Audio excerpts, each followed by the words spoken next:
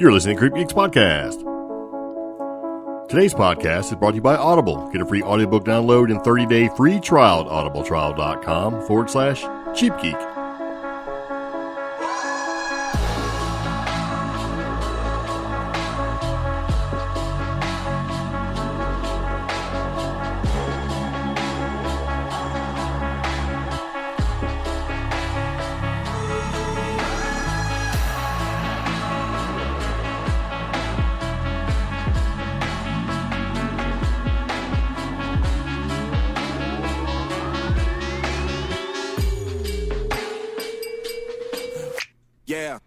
So it begins again. Welcome back to the CreepGeeks Podcast, episode number 138. Possible Dogman attack in North Carolina, UFOs in Pennsylvania, Bigfoot Center opens, and Nessie. That's right. Yeah. Load it. Yeah. What? Yeah.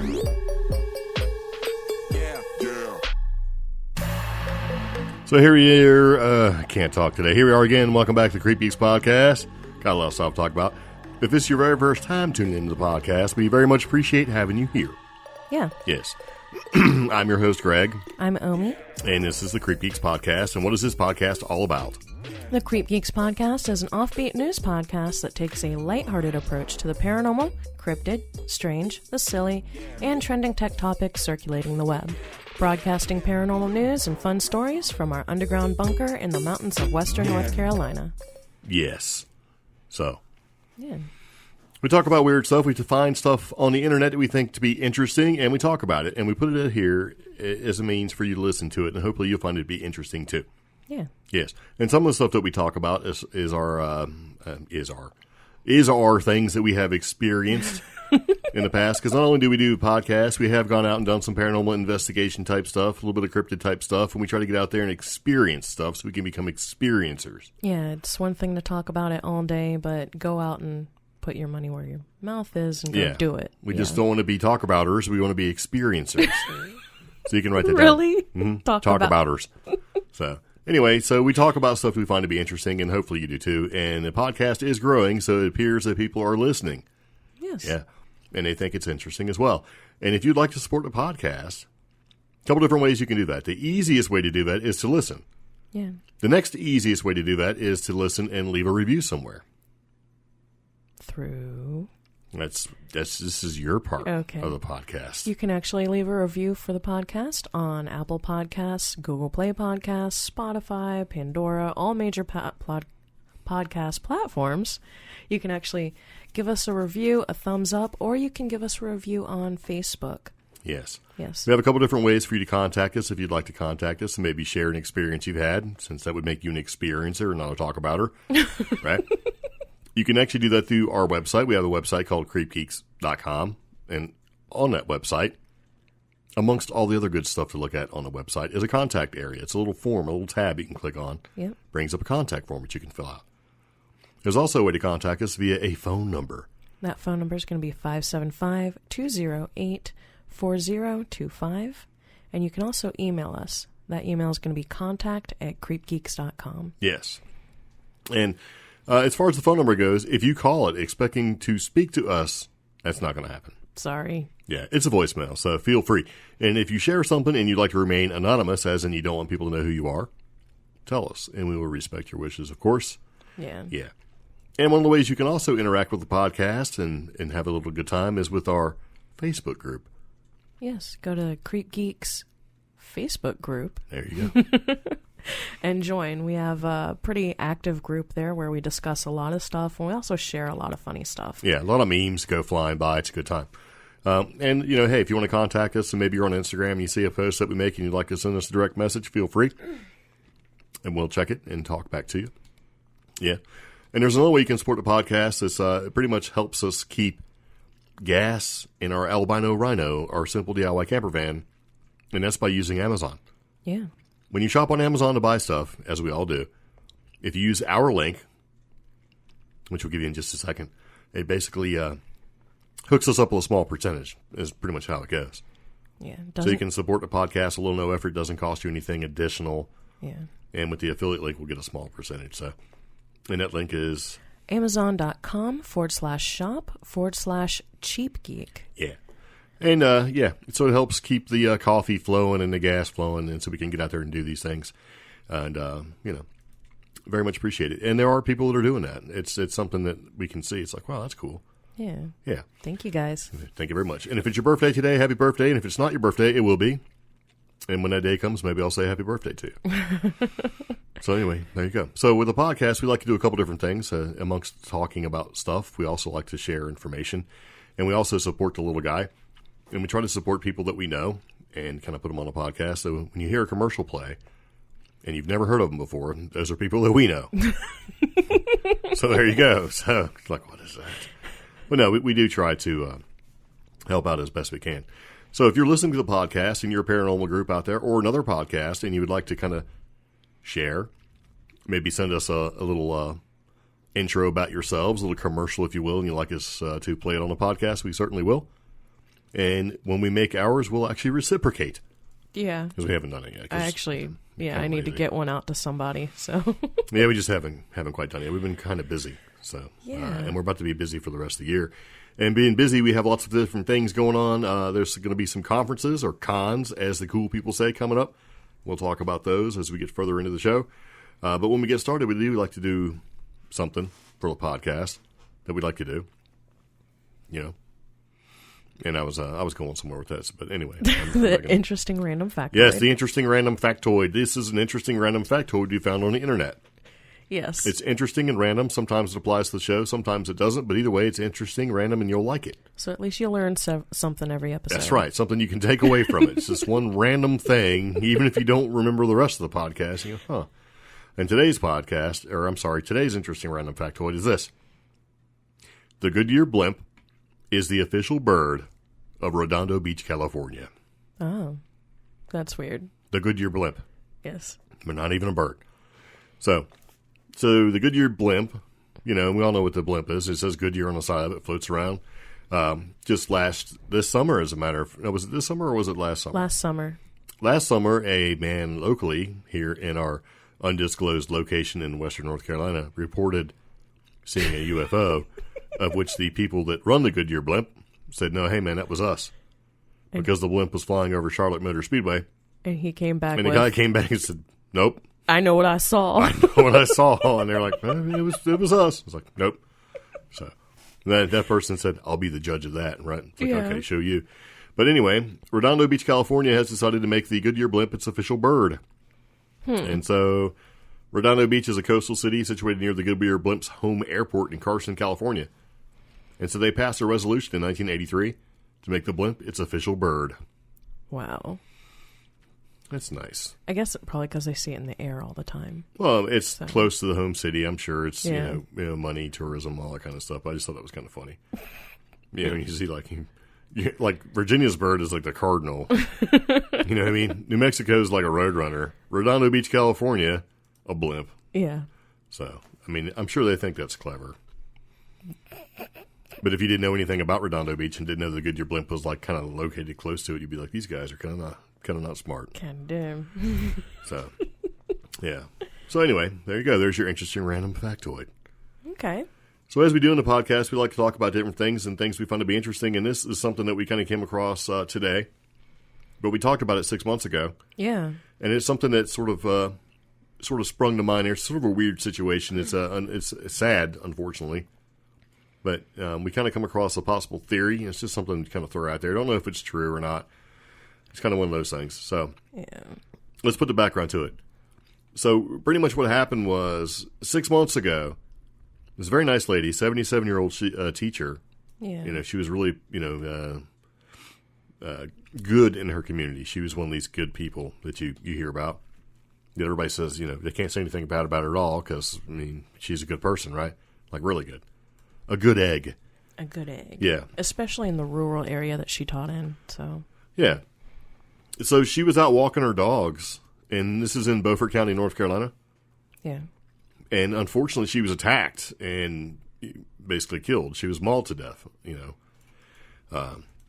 And here it is 6 months later, and we see this news article today that basically goes like this. It says, something clawed North Carolina teacher to death in woods 6 months ago, and nobody knows what it is. Ugh, it's so creepy. Or what it was, right? Yeah. And the haunting case of a 77-year-old school teacher mauled to death by unknown animal in coastal North Carolina is being taken nationwide in search for answers. Yeah. And like we indicated earlier, it's been 6 months since Brenda Hamilton was attacked while walking her dogs in Beaufort County, and deputies have yet to figure out what exactly is to blame for her killing. Yeah, and so there was a couple different things, right? So they originally said she was mauled to death, and the idea was dogs. Yeah. Canine, right? And so they did some DNA research and did some initial investigations, and they speculated could have been a coyote, could have been wolves, even wild dogs. And so they checked. They did the test. They tested to see what it is, and they even went so far as to test all the local animals, like the local dogs as well. Yeah. And what they found out was, the only thing that they kind of found out is that the attacker was canine in nature. That's it. And DNA tested facilitated by the North Carolina wildlife biologist has eliminated any wild animals indigenous to the area. Huh. So that kind of came out, and this was 6 months ago. They sort of said, okay. Yeah. And so there was an update and a correction from the sheriff's office for a statement that went out. And the statement goes like this. This office previously received information from North Carolina Wildlife Resources that preliminary DNA testing found domestic canine DNA on the victim's clothing. Investigators learned early this morning that the information was incorrect. Canine DNA was found on Mrs. Hamilton's clothing. However, the testing does not differentiate between wild canines, such as wolf or coyote, indigenous to the area, and domestic canines that may live in the area. So that statement was kind of strange. That's kind of like a backpedal. Yeah, it is. A little. And, it's entirely possible that whatever statement went out was wrong. Because, it does happen, right? In the heat of trying to get things out there. Yeah. Because the way we have to bring things out and dramatize it all of a sudden. But what they did say, and this was 6 months ago, at present, sheriff's investigators are collecting DNA from domestic canines in the area for further testing.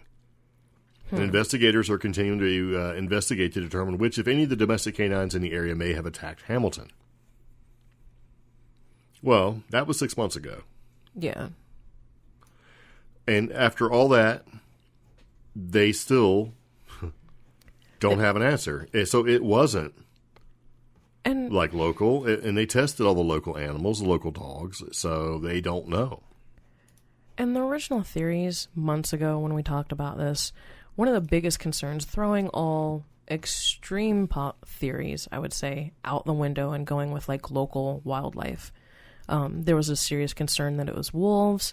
The wildlife refuges and wilderness in the area confirmed wolves are pretty uncommon out here. You might see them, but it would take really extreme measures for a wolf to just come out onto the street and get her. And then coyotes, but then the wild dog theory, or dogs on the loose, dogs on a rampage. The animal rampage. Yeah. Rampage. Yeah. Rampage. The animal control had actually gotten that situation mostly under control. Yeah. So it would have been unlikely. So that really left everybody with no answers. And the whole, it wasn't a local dog theory that's been floating since. Yeah, they were saying possibility of hybrid, all this other wolf hybrid, coyote dog hybrid, wolf coyote hybrid. So, for a while there, we were all going with a theory, okay, maybe there's some scary hybrid out there in the wilderness where she lived. Well, now they're saying, no, we're going to go back to the local theory. Yeah. So if it's not a wolf or a wolf hybrid... Well, there was more. They took some of the rumors that were being spread on social media, right? Yeah. And, in my opinion, it's a Black Panther. That's what one person put on Facebook. Yeah. And it's like, okay. And it's like just a few days ago, a neighbor just a couple houses down, went outside. They said they saw a big black animal run by them. The next one was hybrid. Yeah. Right? Praying that they find, for the sake of the family and for everyone in Beaufort County, it's been uneasy since this happened. It's like, okay.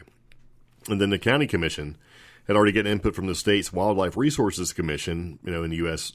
Fish and Wildlife, and Western Carolina University. And they basically said the animal may have been a hybrid offspring between a dog and a coyote or a dog and a wolf. Yeah. And so that they really don't necessarily know. But see, this hybrid theory is starting to spread. And they said that, unfortunately, she was attacked at 5:30 a.m. on February 15th. Yeah. While she was walking her dogs. And it says a family in the area told investigators that they had been, they were awakened by the dogs barking by the road. And, they found her, unfortunately, My thing is, what happened to the dogs? Her dogs? Well, they haven't really said. They said, EMS personnel responded to find her. A considerable amount of blood was also found on the road, leading to investigators to where they found Hamilton and where they found her at. Mm-hmm. The 2 dogs found near Hamilton were examined about an hour after the attack by deputies and animal control officers, and the dogs displayed no signs of aggression. So her own dogs were ruled out. So they ran away.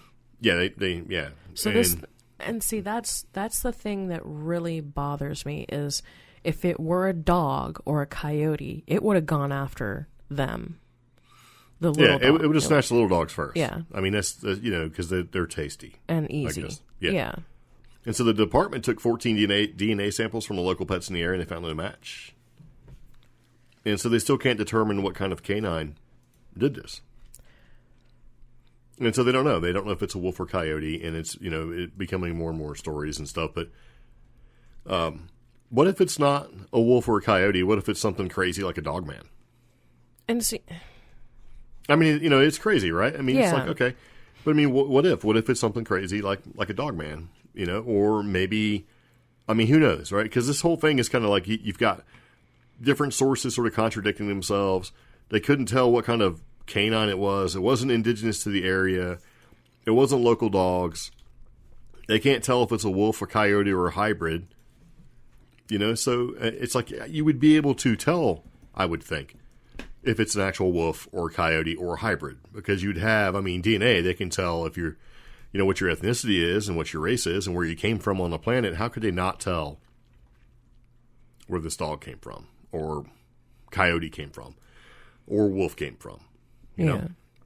And we know that they have coyote and wolf hybrids. We've actually talked about that, And we know that dogs have been mixed with coyote, and we've talked about that. So I don't know. So when I read this today, I started looking at something. Yeah. And I was like, well, I wonder if there's, Dogman, sightings in the area.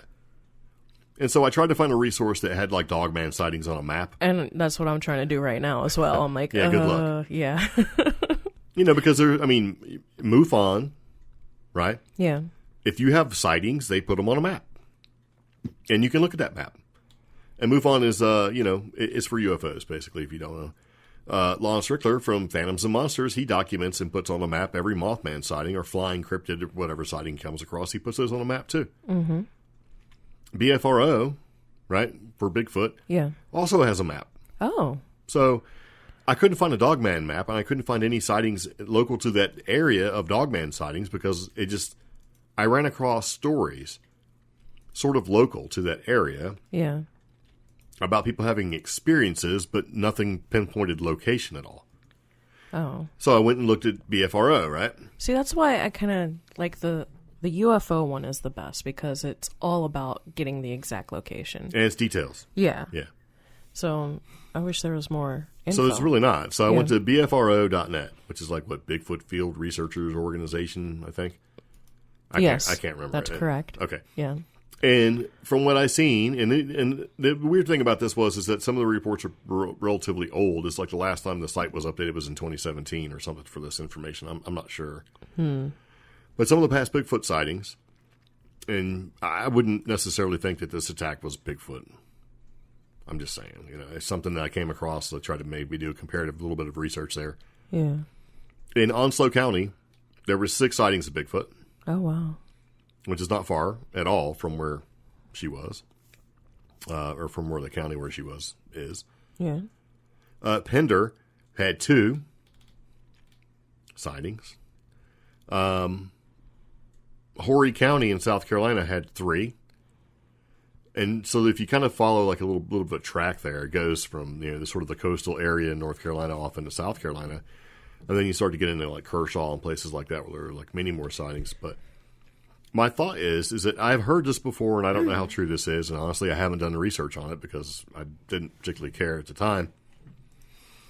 Sometimes it seems that Sasquatch travels, and sometimes it seems that, you know, they may travel together, like possible Dogman and Bigfoot together. Oh. You know, and there's also been like possible sightings of Bigfoot and like tall, hairless humans traveling with them, or humanoids. So who knows? I mean, I was thinking about it, I was like, this is kind of crazy. What if this was something crazy like a werewolf or a Dogman? Right? Yeah. Traveling the same sort of route that Bigfoot sightings have seen or been seen in, like in different counties and stuff. There's like maybe a correlation there. So I don't know. I mean, it's definitely a mystery as to what caused it. I mean, it's more than likely she was attacked by a hybrid. Well, or, something. Yeah. Some dog. You know, something canine is what they're saying. But even a hybrid technically falls under cryptid because we really haven't figured out what type of hybrid or why it acted the way it did. And sadly, we don't have a lot of witnesses in this particular and even situation. the one person that said Black Panther, that's technically a cryptid because Black Panthers don't exist. And Panthers... The black ones don't exist, you know. Usually here in North Carolina, yeah. Yeah, and they're not black in color. And what was it, like 2 or 3 months ago, we finally got a sighting of a regular panther or cougar? Yeah, like a mountain lion. Like a mountain lion. Cougar type animal.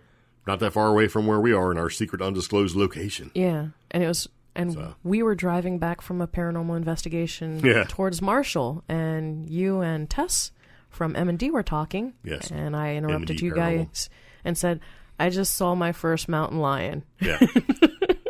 Because I swear. Yeah, here. I mean, in New Mexico, you see them. Yeah. You kind of don't want to see them, but. Yeah. Yeah. And so there was, you know, when they tested, there's no, in the test that they made, there was nothing to differentiate between wild canines and domestic canines. But they don't know what it is, you know, so it's like, and now they're reaching out to the world, basically, saying, hey, you know, because I mean, maybe you can help, you know. The situation itself is so strange. I would hope that, like, wildlife experts would be able to get these guys in the right direction. The fact that both her pet dogs survived just throws me for a loop. Yeah, I mean, I don't get why she would get attacked and the dogs wouldn't. Unless, I mean, we'll never know. Unless we were going to take a supernatural theory where it was directly targeting the human for whatever reason. Yeah. I mean, who knows? And that's more towards the... You know, if this happened in New Mexico close to a reservation, they'd say skinwalker. Exactly. Like that's what I'm trying to say. I'm trying not to say. That's kind of why I put that in there. I'm thinking all sorts of crazy stuff. I mean, it's entirely possible that, you know, unfortunately when this happened, maybe she was trying to defend her little dogs. No. So, I don't know. It's a sad thing. She was evidently a very loved lady who was 77 years old. She was a teacher.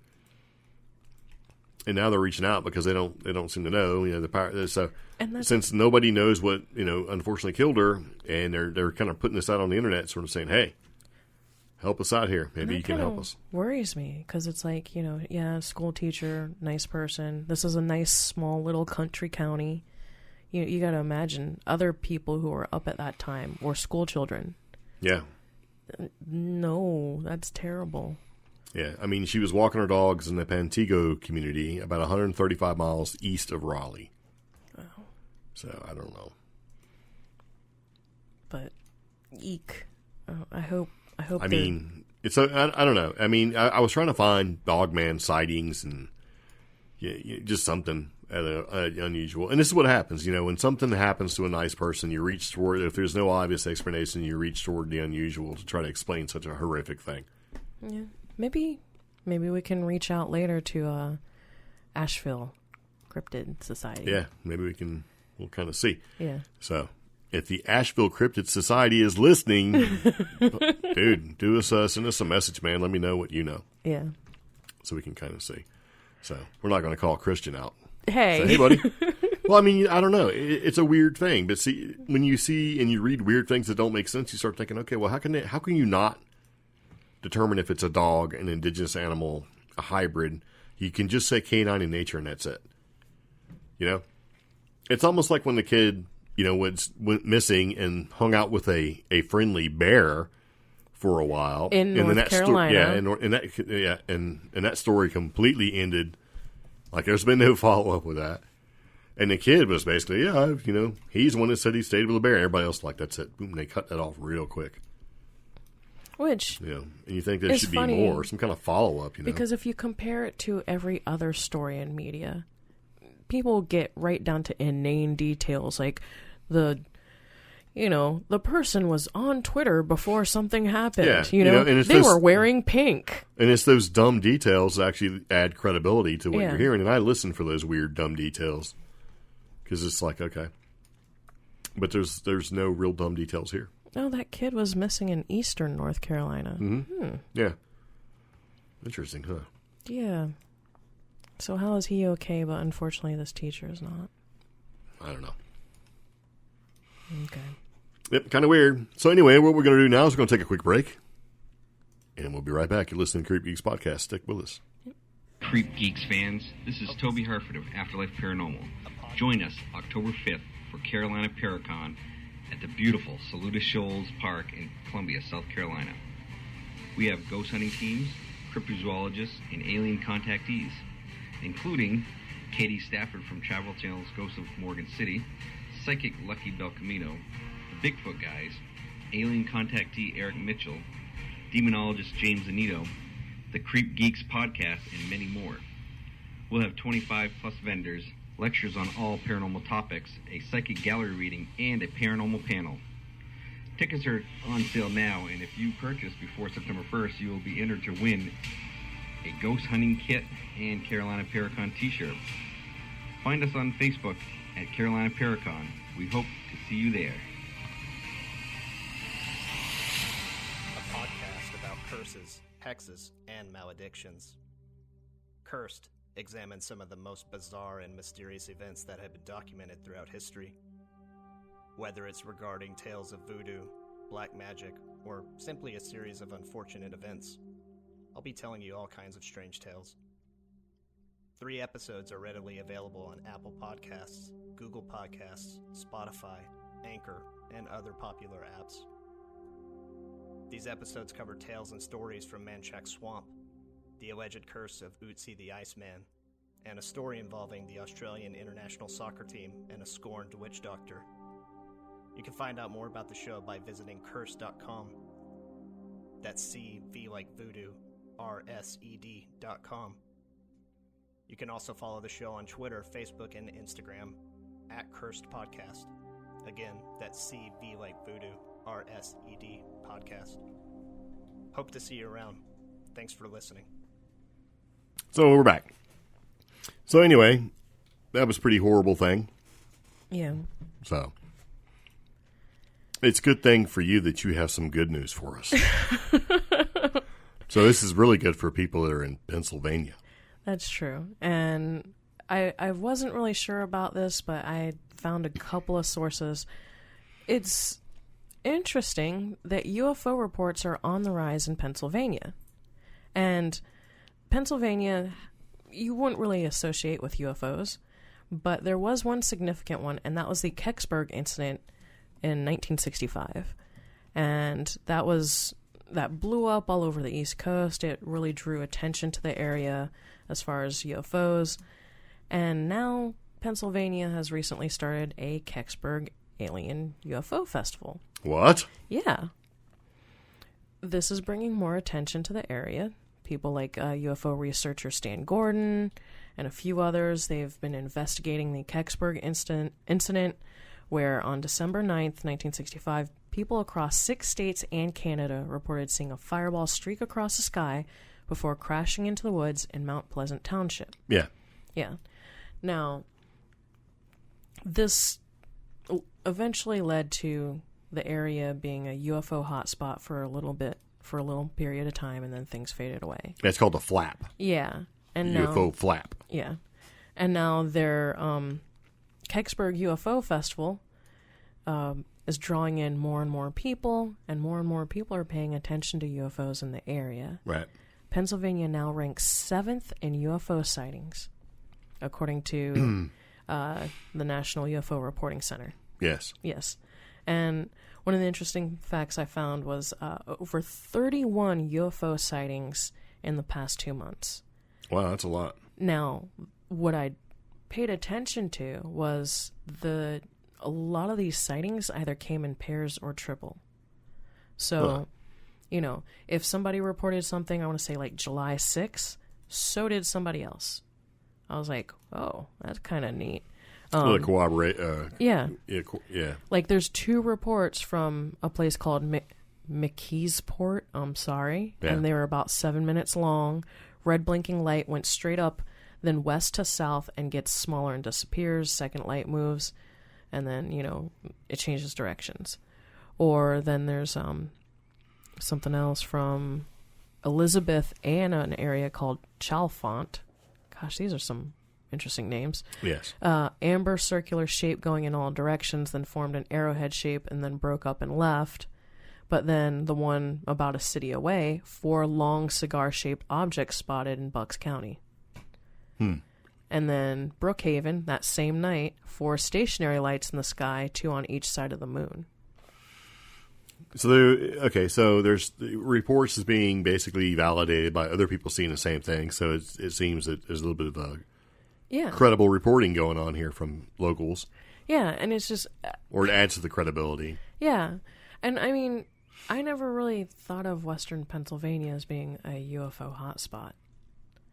It's kind of cool, because now it kind of gives me something else to look up, because I like the UFOs, Yeah. And... this Kecksburg incident, and now they have a little Kecksburg UFO festival. I kind of want to put that on the list. Yeah. So, if you're interested in UFOs and researching, start looking up and paying attention to Western Pennsylvania. Apparently, it's very... I mean, they're number 7th. Yeah. Number 7th. They're number 7. Yeah. That's crazy. I mean, who knew? Yeah. I didn't. I mean...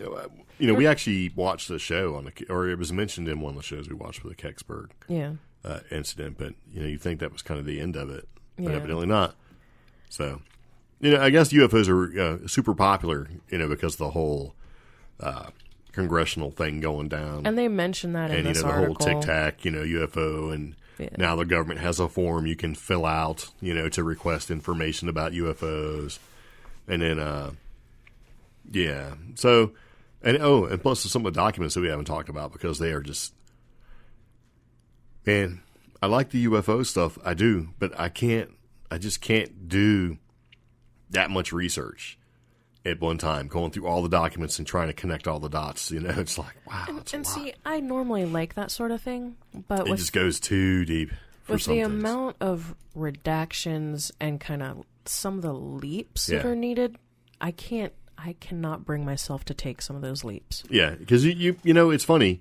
There's people that do that sort of thing very, very well. Yes. We are not one of them, for sure. That's not our thing. It's like, if you want to find out more information about it, look up Richard Dawson. Mm-hmm. Yeah. Wait, is that his name? Richard Dolan. Richard Dolan. This is why we're not researchers. No. You know what it is because Dolan and Dawson are very similar. The difference, however, is that one testified in front of Congress about UFOs and basically the idea of disclosure and things like that and what would happen. The other hosted a Family Feud and was somewhat inappropriate with the female guest. They're not the same, other than, the first name Richard and last name having the first letter D. Oh, my gosh, no. Yeah. You ever watch the old school Family Feud with Richard Dawson? Actually, I would try, and it was so cringeworthy, I couldn't. Yeah. I mean, no offense, it was like watching an alien abduction with, medical procedures. No, it wasn't that bad. It was like your drunk uncle trying to talk to people, thinking he's cool. Mm-mm. So he's like, hey. Nope. Yeah. He couldn't be on a show today. These days. Yeah, things are a little bit different. But, yeah. Richard Dolan, though, he's got it down. So if you got a time to listen. No, he does, man. I mean, because, he explains it in somewhat less aggravating detail. But, I think that with UFOs being on the forefront and in the news here recently, right, everybody's looking. Or more people are looking than before, and I would think that we're going to have more reported sightings most all over the place. Which surprises me, because wasn't it last week we were supposed to see, an asteroid or meteoroid shower? Yeah, I didn't see it. Yeah. Why? Because it rained all over all of North Carolina. Yeah. And the skies were terrible. But I figured with all that going on, there would be an increase in UFO reports. And there weren't. Yeah. But, which makes me go, okay, good. Maybe people are being more critical. No. Oh. I mean, who knows? It's kind of hard to say. It sort of really depends on where you are, too. Yeah. So, speaking of really depends on where you are, there's supposed to be a really cool museum that's opened up in Oregon. Yes. Yes. Cliff Barackman's Bigfoot Center finally opens. Yes. So, and it's funny because we actually saw him at the Smoky Mountain Bigfoot Conference, which was really cool. And he's opening his museum in Boring, Oregon. That's boring. I hope that's not how it's pronounced. I hope I'm pronouncing it wrong, but Boring, Oregon. No, it is. It's boring. And this new museum, see, it goes museum or center. It's both. It's supposed to be in the It's whatever gives you the tax break. It's the North American That's what it Bigfoot is. Center, and it's a new museum opening up off Highway 26. Now, inside you'll... Well, that area is pretty popular Yeah. for Bigfoot sightings, so it makes That's sense. true.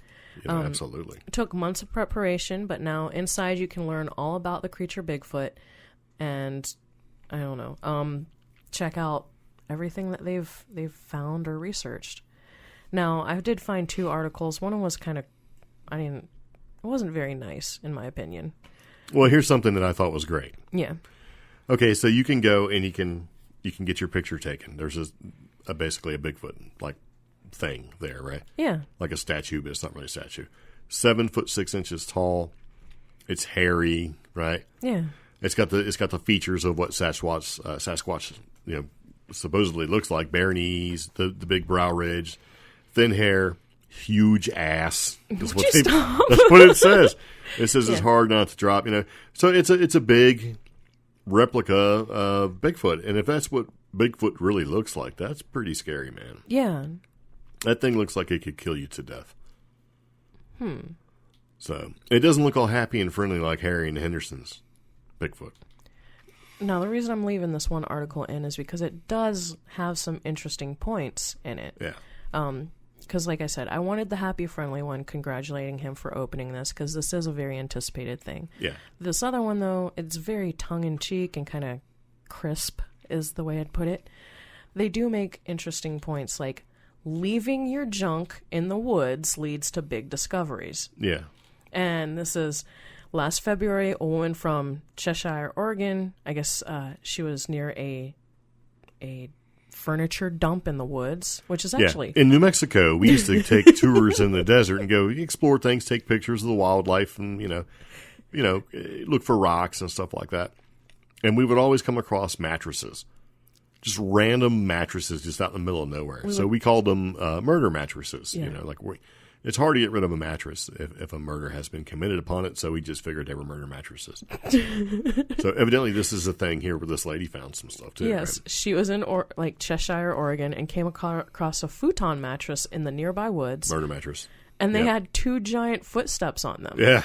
Her friend emailed Cliff that night, and then the next day he sent research partner Chris Minier to retrieve it.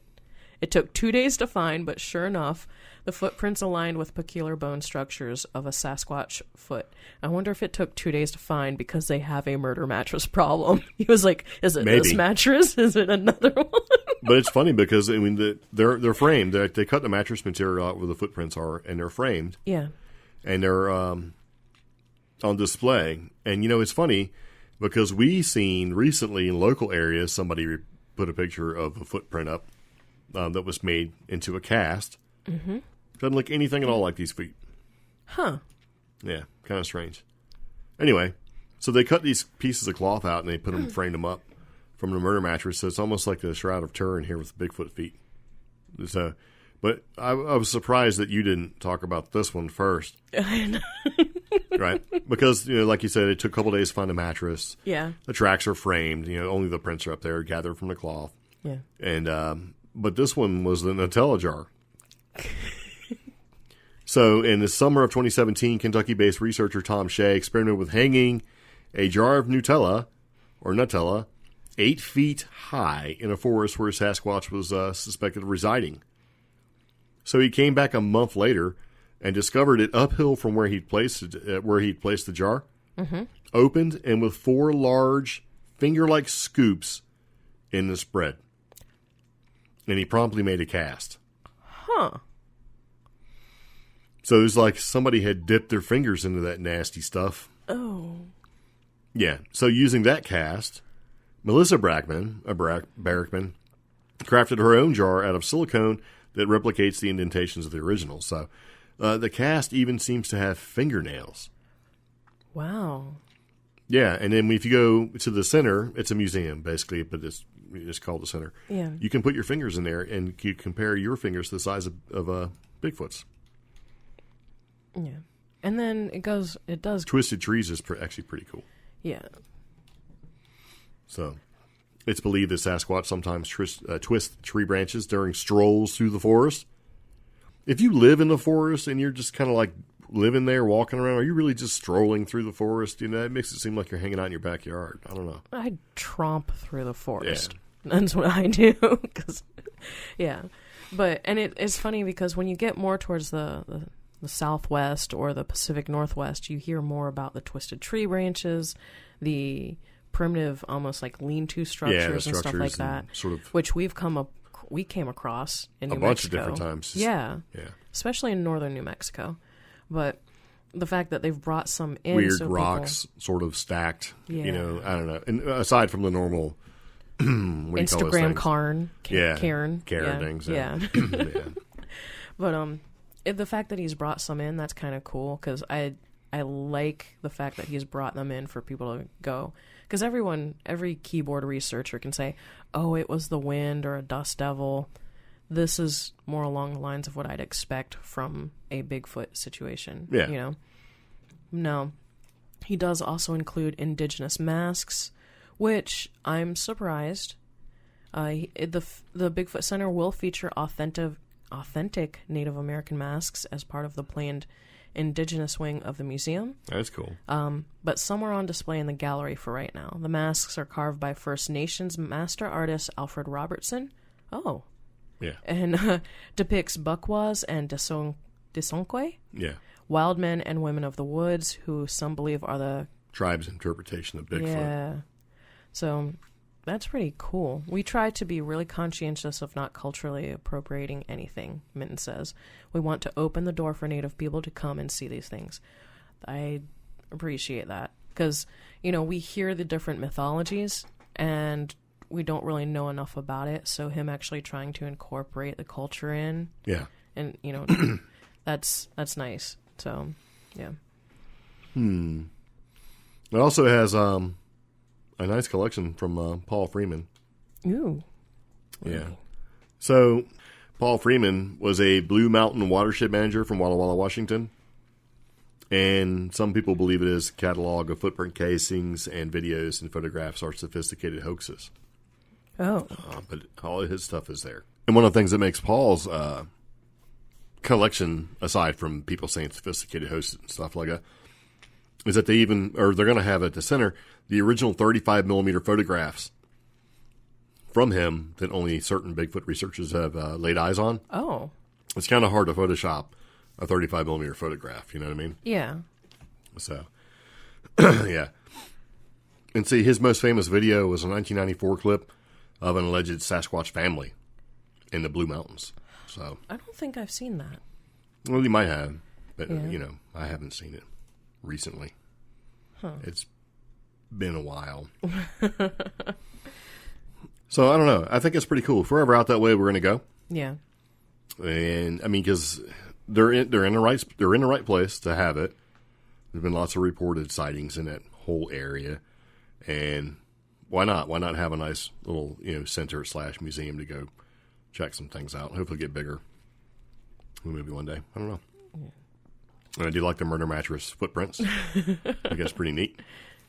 So, and if you take the tour, like a museum tour, it sort of flows chronologically through different eras. So you can begin by learning about Bigfoot and Sasquatch and Native American history. Then you can do the post-colonial era, and then you can just kind of keep going. So Wow. one part of the museum is going to be a simulated forest right? Yeah. Or vision and hearing's obscured by trees and squalid wildlife, and then when you think you can see the Bigfoot, are you tracking the Bigfoot or is the Bigfoot tracking you? It's just kind of cool, They put it like in a simulator and say, "All right, tough guy, where's Bigfoot?" But there's a simulator right outside. It's called the forest. Yeah, but not everybody's going to go off in the woods. You know what I mean? Okay. I mean, think about it.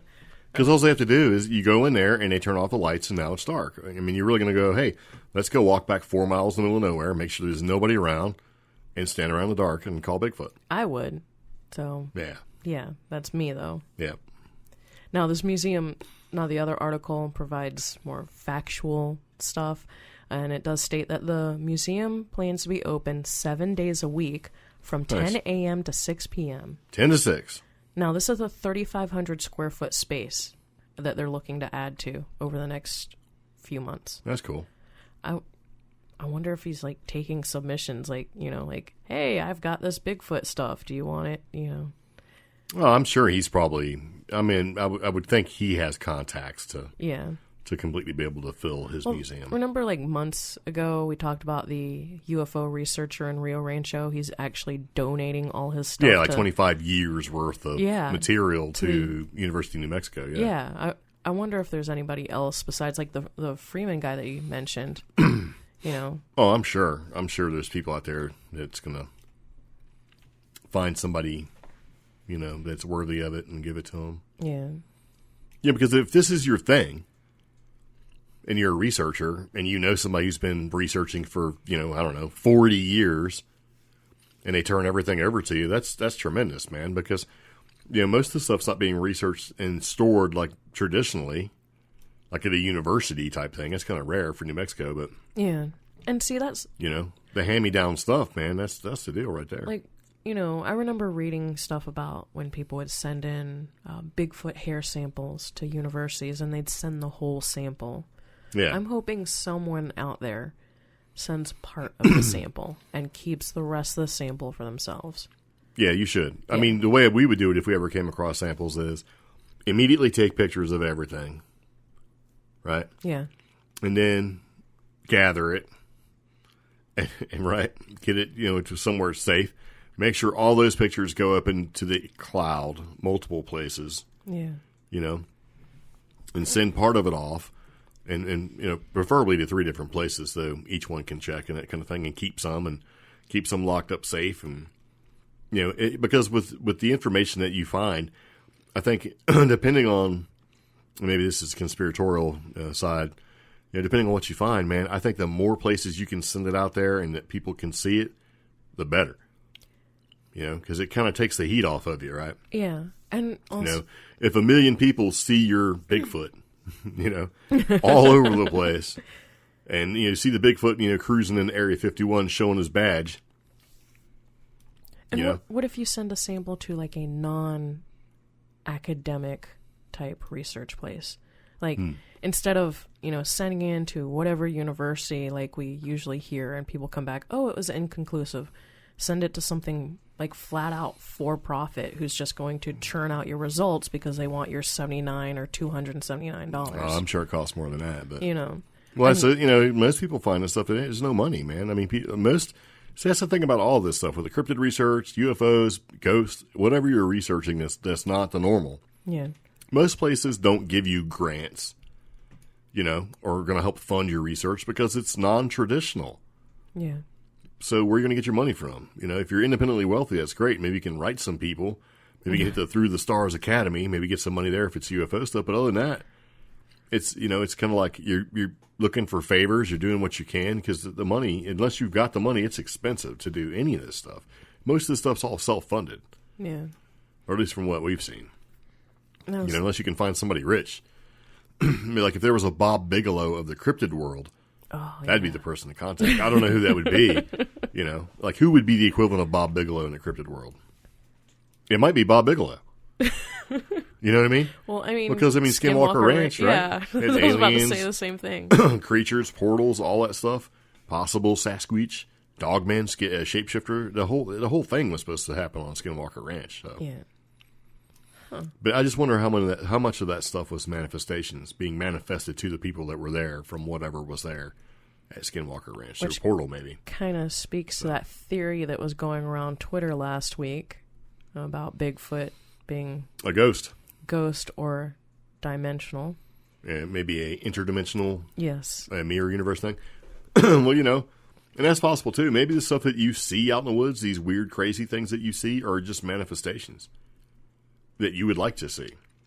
Maybe there's a certain bit of criteria that gets met by whatever force is going to show you whatever, and whatever it thinks you can relate to the most is what it shows you. You know? Why do some people see a big giant thunderbird flying around, and other people see horrific humanoid, demonoid beast? You know, it's like, what the heck's going on, right? In some places, you can see where people have reported seeing, like, you know, a Mothman type thing, a man-bat type thing, a thunderbird type thing, a demon, you know, type thing, a demon thing with just 2 legs, and all this weird, crazy stuff all in one place. Now, would that be... You mentioned certain conditions being met, and what we've noticed so far is that many things are regional. Yeah. So those conditions are met on a consistent basis per region, which is why certain phenomenon happens in one area and other phenomenon happens in a different area. Yeah. Which is why, like, you don't see a lot of Skinwalker info here on the East Coast. Yeah. But you do see it in the Southwest, and then a little bit in the actual West in the Pacific Northwest. Yeah, I mean, it seems like the 2 big things that are relatively consistent regardless of where you are in the country. Bigfoot, UFO. Bigfoot, UFO, and weather. Well, yeah, weird weather too. You know? Yeah. So, and depending on who you ask, the green flash. Like, supposedly, you know, before events happen, you know, some people see a green flash. Oh. Like whether it's paranormal or UFO or whatever. So, I don't know. Maybe that green flash is a portal opening to let all that stuff happen. Or closing, because it's already there and it's behind you. Stop. So, I don't know. So I like the idea of having a little museum you can go look. And it's from a leading Sasquatch researcher, so it might be pretty good. It's in my one of my bucket list states, so. Yep. So when we go up there, we'll check it out. Yeah. You know, and some museums are better than others. I would hope this is going to be better. Well, I mean, it's put on by basically one of the leading Bigfoot people. Yeah. So. And to be honest, it really doesn't take a whole lot to call something a museum. I mean, we've been some places where it's like, you know, it's dude's house, but he was a hoarder, and now it's a museum. You know what I mean? So, like, how does that happen? So evidently there's some paperwork involved. Well, I mean, I'm not saying that's the way. I mean, that's the case with this new museum, right? But, yeah. You know, I mean, and see, that was why I was like, okay, which article do I put in here? And I put in both, but one of them, you know, shows, look, he put in the effort to find a good place for this museum with enough space. I think they're in Clackamas County. Yeah, to accurately showcase what he can about Bigfoot. Yeah. So, and that's, if you can do that, good for you, because I want to see more museums like that. Yeah. You know? More maybe credibles, like museums. Instead of, you know, being one UFO museum in the entire United States. Yeah. You know, that type of thing. I mean, if this ends up being the one Bigfoot museum, I hope it does well. Yeah. So everything we talk about, we have links in the description. So if you want the address and everything to his museum, it's there. Or you can just hit the internet and you'll be able to find it. So, yeah. I mean, I would actually give the address, but I have closed the page so we can move on to something else. Okay. Yeah. Oh, well, you can find the address at NorthAmericanBigfootCenter.com. So. Oh, there you go. There's that. So speaking of Loch Ness Monster. Yeah. So we do follow the Loch Ness Monster, and for a while there we were talking about the one guy whose job it is to record Loch Ness Monster sightings. And we were afraid that he was going to be out of a job because the sightings were getting slim. Well, it looks like Gary Campbell, who is the official person who documents these sightings, has nothing to worry about for 2019 for sure. The keeper of the official Loch Ness Monster Register. Yeah, because in 2017 it was looking pretty slim. Yeah, poor guy. Well, evidently this has been kind of a banner year. So the record was set in 2018, and right now, in August, we are just 2 short of the record that was set in 2018. Wow. Yeah. So, Loch Ness Monster was spotted twice in the space of just a few weeks as Nessie sightings reached record highs. The 11th for this year so far. That's a lot. Yeah. So. And it was around 9:30 p.m. Something broke the loch's calm surface, and walking tour company boss Richard, who was on holiday with his brother Colin, was stunned. The father of 3 said, "I've been coming to Loch Ness since '92, and I know what a boat wake looks like. But there were no boats around when this thing surfaced. Yeah. I never believed in Nessie, but now I'm not so sure. What I saw was just weird. It was dead calm, warm night, and this thing broke the surface a few hundred yards away. I couldn't make out a head or anything, but there's something in the middle that was different to the rest of it. I watched for about 90 seconds. It was moving and disappeared. I don't believe Nessie is a dinosaur or anything like that, but there's something in there for sure." So, and then 12 days earlier, Tracy Power, on holiday from Belfast, was on tour, and she actually snapped a picture. Yeah. Yeah. Tracy, 55, said, "I was on the tourist boat heading towards I can't say that. Urquhart Castle. Sounds good. Yeah. We had a great day out and thought nothing else of it until I came home and was looking at the photos. I didn't see the object at the time. I was concentrating on the scenery. It wasn't a buoy or something similar. I'm a geomorphologist by training, so not a believer in the existence of Nessie. However, now I'm really curious as what I photographed. Maybe Nessie is there after all." What is a geomorphologist? I don't know. It sounds important. It does. So Yeah. Yeah. And, and there was also this person named Mike Bell recorded a 25-foot long underwater object by sonar. Yeah. It's the first sonar in years. Oh, she studies landforms and their processes. Oh, there you go. That's something. That's pretty cool. So, that guy, Mike Bell, is he basically is the skipper of a Loch Ness Cruises tour boat called Nessie Hunter. And he caught the startling image on sonar near the Urquhart Castle. Yeah. And he had only recently taken over 6 months ago from the previous skipper of 35 years. Yeah, so the previous skipper of 35 years probably never seen nothing. He was like, "Well, I'm done." And then as soon as he's done and steps out, this new guy steps in and sees something in the first couple minutes. Yeah. Oh, that's so bad. It's like playing the slot machines, man. You get it all warmed up, and you're like, "That's it, I'm out." And then the next person sits down, pulls the arm, and what happens? Or presses the button these days and wins all the nickels. So, yeah. So, all these sightings come across after somebody reported that a veteran Nessie watcher claimed to have spotted 2 20-foot monsters swimming together in the legendary loch. Oh. Yeah. And so the clip shows, there's a clip that basically shows 2 dark objects moving close together, close to the shore. So it kind of makes you wonder. Huh. Of course, all these sightings are unexplained. You really can't say what it is because nobody knows for sure. Yeah.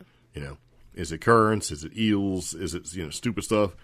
Is it, that a portal opened up and these things swam through and they're going to swim around for a while before they swim back?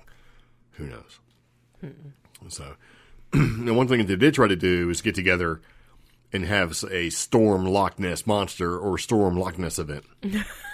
Kind of like on the heels of the Storm Area 51, right, on Facebook. Yeah. Yeah. So far they have like a Storm Loch Ness event with 38,000 people interested. Yeah. Really? Yeah. And so the Loch Ness Monster officials are warning of the dangers of the loch's deep water. They're like, hey, because they're concerned that hundreds, maybe even thousands of people will head out to the Loch Ness Monster area, Storm Loch Ness, on September 21st. And they're worried you're going to get in there and die. Like swim around or whatever. And so they're just kind of worried. Well, I mean, I'd figure it'd be very cold. And deep. Yeah. Yeah. But I don't know. according to Google, there are over 200,000 searches each month for the Loch Ness Monster. Yeah. That's crazy. I can't... Huh. I wonder how many searches there are for Bigfoot. Probably more than that. Yeah. So, yeah. I don't know. Yeah, so... Wow. Mr. Campbell is a person who's a veteran researcher. Yeah. Has logged over 1,080 sightings. Yeah. Is that Gary? That's not Gary, is it? Yes, Gary Campbell. Gary, Gary Campbell. Yeah. So, wow, he's been doing this for a while. So he's logged 1,080 since 1996. No, in 1996, he's seen something. Yeah. He saw something resembling a mini whale with a black shiny back. Well, I have seen things that look like mini whales with black shiny backs, and I was in the Navy, they were called porpoises. So maybe he's seen one. And there's a difference between a dolphin and a porpoise. Yeah, no, I am aware of that because I didn't say you were. Yeah. A lot of people aren't. A lot of people think the only one you ever see is like Flipper. Yeah. Now, there's all sorts of crazy looking porpoises or porpoise. Do you think the porpoise could survive in the Loch Ness? I mean, sure. It's so cold. Well, yeah, they're pretty. I mean, it's not all. It depends where you're at. I mean, it's not. If he's just cruising around on top of the water, it's probably warmer than 100 feet down. But also this is their environment, man. If anybody can survive out that way, I think a porpoise can. Okay. So, well, we've seen them up in all sorts of areas where you think, man, it's really cold. They don't care. Like, anyway, around the Arctic Circle and stuff. And you see them in warm water too. But who knows? Anyway, I'm glad to see that Nessie's gaining popularity. Yeah. So that's fun. Well, we have reached the part of the podcast where I'm done. Fine. I'm fighting allergies, man. It's one of those things where, you ever get the summer, it's either allergies or a summertime cold. And there's the only thing that's worse than a summertime cold is a wintertime cold. Yeah. But you expect to be sick in the wintertime because it's cold. Summertime colds just kind of suck because then it's rainy. You're all, jacked up and stuff like that. And so, because we've got some research that we're going to do. We have a lot of upcoming events that we're going to talk about in just a second. But we also have some researches that we need to do because when people send us messages, we like to kind of look at them. Yeah. And say, well, that's interesting. We should check it out. And we recently got a message from somebody who said, you should do an episode on the Bosnian pyramids. Yeah. And we're going to do that. I was going to say Bosnian paranoids. Because that's something we need to spend a little time with for sure. These things are super crazy. So. And we got a message on Instagram. Yes. Someone suggested that we check out a nearby hospital. Supposedly, there's a lot of... Nearby to us? Yeah. Oh, nice. Yeah. From doctors and nurses, this person's heard a lot of crazy stories, and it's most likely haunted. Cool. And it's kind of we're not saying much about it because it's supposedly a best-kept secret. Ooh, nice. Yeah. So maybe we can get together with the paranormal investigation team, M&D Paranormal and Cryptid Research. That's what we're doing. Which we're a part of, and say, hey, we should go here. Yeah. So that'd be kind of cool. So, but I mean, Bosnian pyramids and a haunted hospital, that's kind of cool. We should check it out. Yeah.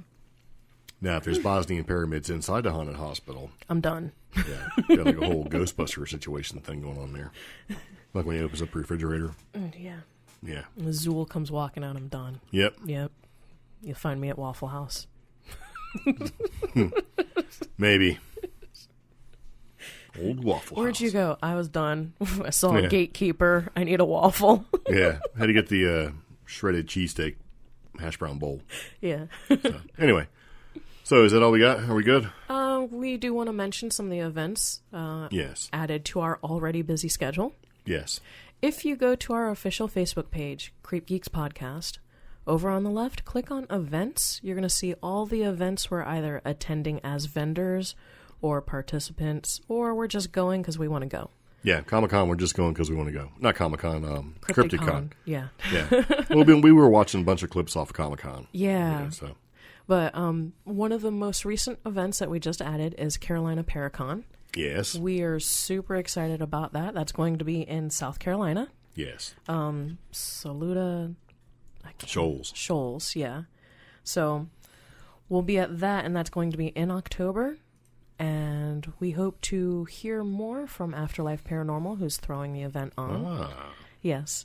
Now, we are going to the Cherokee Legends Comic-Con. That's the closest one. Yep, that's coming up soon. It's actually this month. Yes. And my computer decided to stop working.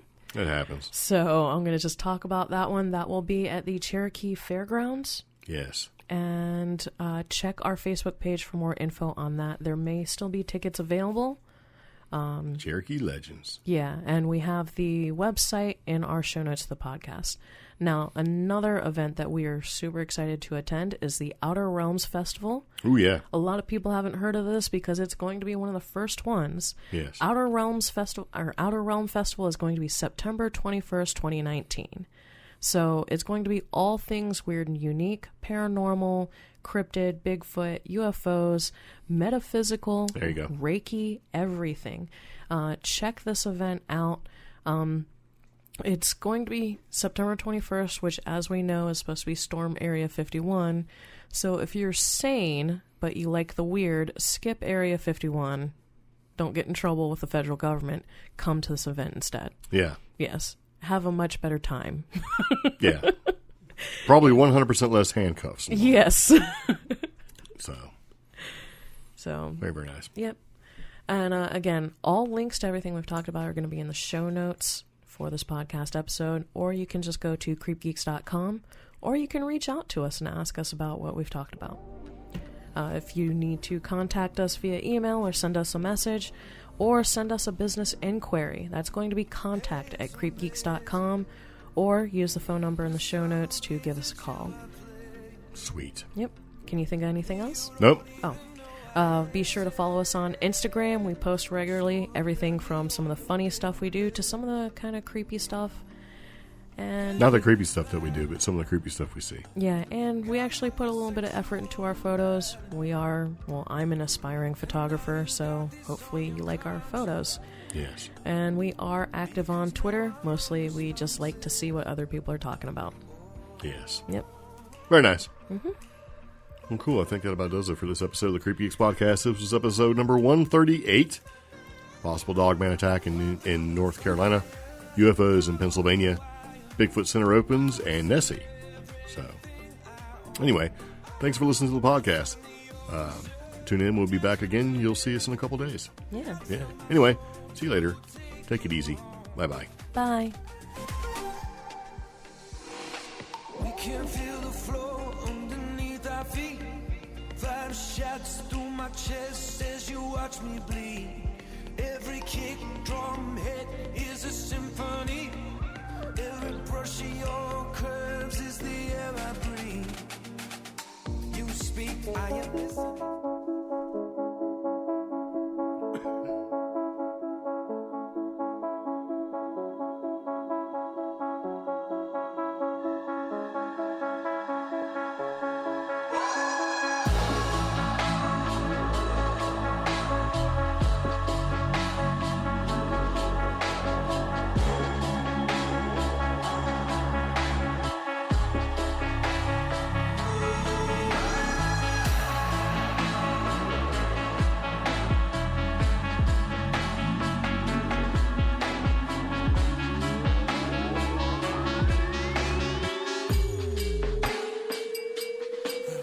Yeah.